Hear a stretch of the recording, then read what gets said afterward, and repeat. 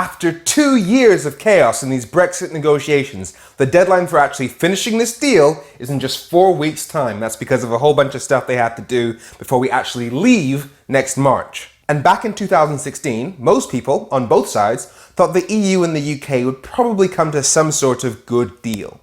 But here's the thing, there isn't going to be one.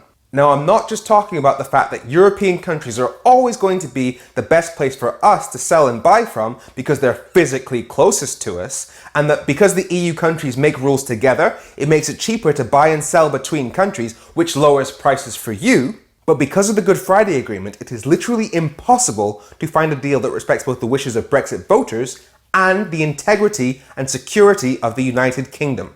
The Good Friday Agreement is the deal that put an end to decades of violence in Northern Ireland and across the UK. Now, that conflict was over whether Northern Ireland should remain part of the UK or a united island of Ireland.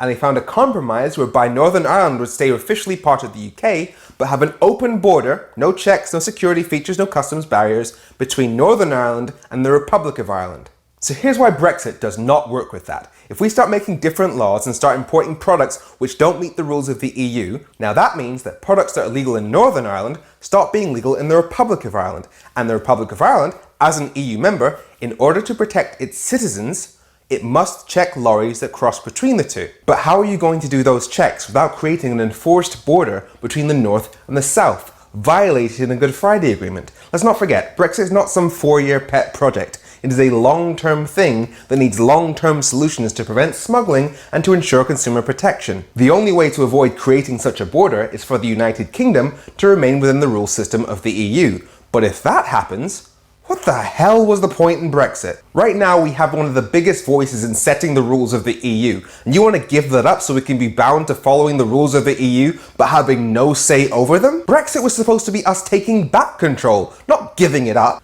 But you do have a third option. Northern Ireland, on its own, could remain within the rule system of the EU, but that would disunite the United Kingdom. And along with breaking up the country, it would mean that Northern Ireland, having given up its seat in the EU, would have no control over its laws. And to pour some more fuel on the fire, it would mean that the Republic of Ireland would have a say over the laws of Northern Ireland, but Northern Ireland wouldn't.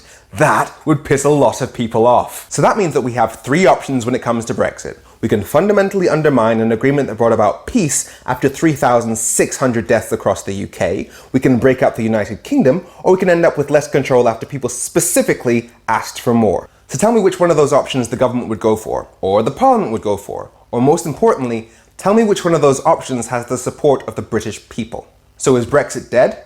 No, because MPs in Parliament are under the impression that we gave them permission to pursue Brexit at all costs, even if it means fundamentally screwing up the country. Now, the only way out of that is for the British people to vote on whatever they come back with from Brussels. Now, we're not talking about rerunning the referendum from 2016 because nobody wants that. Did you know that when they signed the Good Friday Agreement, they had a referendum, and in that referendum, every single voter received a copy of the full text of the Good Friday Agreement, so they could see the deal that they were signing before they signed it. That is informed consent. That is true democracy. That is a people's vote, and that's exactly what we're asking for now.